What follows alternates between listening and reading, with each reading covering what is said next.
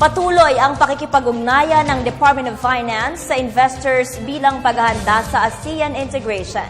Samantala, suportado ng mga mambabatas ng pamahalaan para sa kaunlaran. May report si Emil Carion. Sa ikasampung pagkakataon, magpupulong ang mga finance ministers ng ASEAN sa pangunguna ni Secretary Cesar Purisima sa isang investor seminar.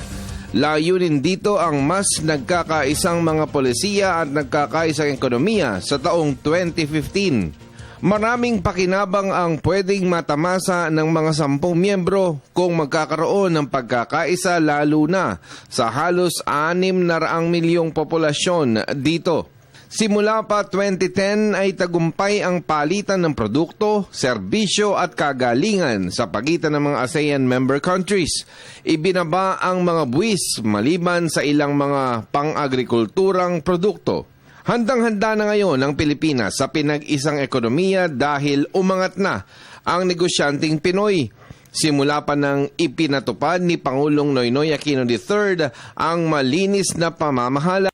Tulong ng pinag-isang ekonomiya ang mabilis na pagbuhos ng kalakalan, mga manggagawa, puhunan at mga serbisyo ay madaling matatamasa. Well, I think this is a process and this will happen over a period of time. But the good thing is we're marching towards that. It's going to be good for everyone. We've seen it in the electronics industry. We've seen it in the labor markets.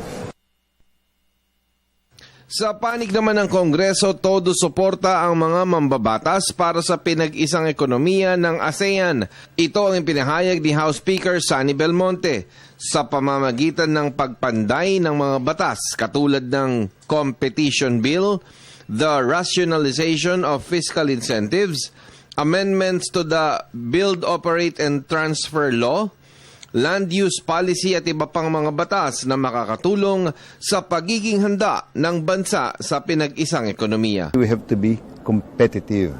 Dito, that word competitive is very important. And we will be in competition with these people without any customs and tariff barriers, without we here are, of course, studying how we can help our country be competitive. The different sectors here, including agriculture, for instance, will become very important.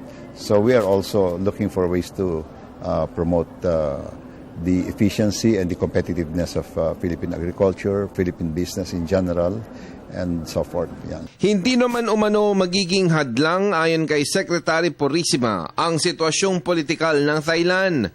Ang pagpapatupad ng martial law ay pansamantala lamang. Magbabalik din ito sa normal. In the case of Thailand, that's an internal issue and we're just cheering on the sideline for them to resolve it. Thailand's a great country. They've shown their resilience. And we're confident that this is a short-term hiccup. Bukod pa sa Thailand, nagkakagulo din ang bansang Vietnam. Dulot ito naman ng mga anti-Chinese sentiment. Sila rin kasi ay may alitan dulot ng agawan ng teritoryo sa bahagi ng South China Sea. Ayon kay Purisima, ang mga alitang ito ay hindi dapat maging balakid sa pagkakaisa dahil ito ay magdudulot ng pinag-isa at lumalagong ekonomiya. With Vietnam, again, the rioting, I think in today's world, that's something that the country should manage. No? But disputes, I think, will be a regular part of a more integrated global economic environment. The important thing is that we don't allow one dispute in one dimension to rule the rest of the relationships. Because I believe that whatever differences we have, it's much less than the gains that we can have with a more harmonious global.